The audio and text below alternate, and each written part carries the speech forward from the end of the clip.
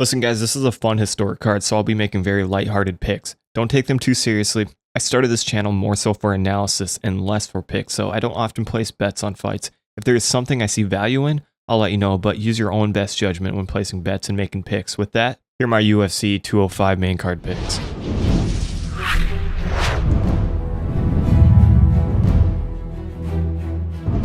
Tate is coming off a hard loss, suffered a broken nose, but Misha's been through many losses. I don't believe her confidence will be shook. However, her nose could give her issues in this fight.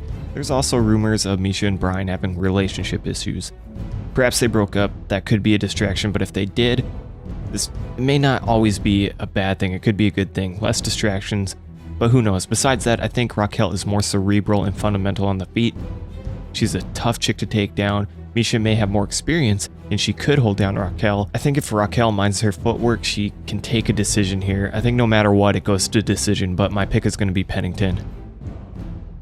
Cerrone has looked awesome at welterweight. I think overall he's the better fighter and obviously more experienced. I do think Cerrone will be the one looking for takedowns and not so much Gastelum. I think Gastelum will use his wrestling in reverse, really put the pressure on Cerrone. I like Gastelum in this fight, but I do believe it's razor close. I'm going to say Gastelum by decision. I like Weidman to get this by submission or decision. Romero may be the more credentialed wrestler, but I think Chris is much better at controlling his opponents when he gets it to the ground. I also think Weidman won't back off on the feet, pressuring Romero and capitalizing with counters. Whether it's submission or decision, I've got Weidman in this fight. This is my candidate for fight of the night. Carolina, I believe, will really take it to Joanna, but nonetheless, I think Joanna has this fight. I think her technique is awesome, and I like that she trained at ATT this camp. I have Joanna by decision. In my breakdown video, I chose Wonderboy by submission, and I'll stick with that. It's obviously a very low percentage chance this happens, but I'm going to go with that odd hunch I have. I will say, though, that if I were to put money on a fight, it would be this one, and I would put it on Woodley. I'm pretty certain Woodley is going to use heavy feinting and pressure to take away Thompson's range.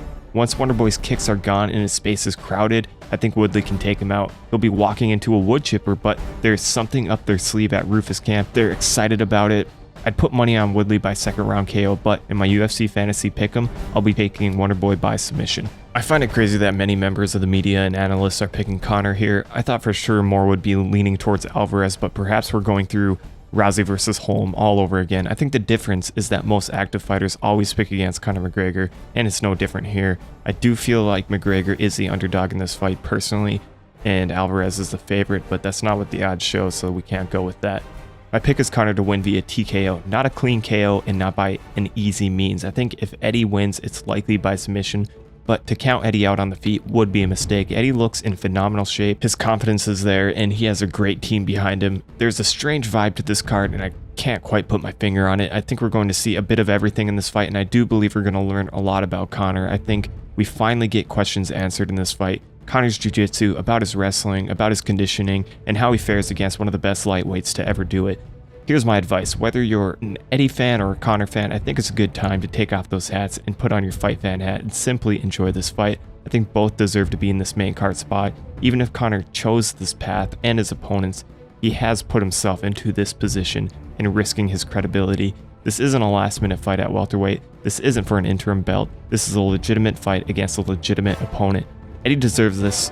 Well, do I really need to explain why Eddie deserves this? It's Eddie Alvarez. It's about time he gets the money he deserves. My pick is Conor by TKO.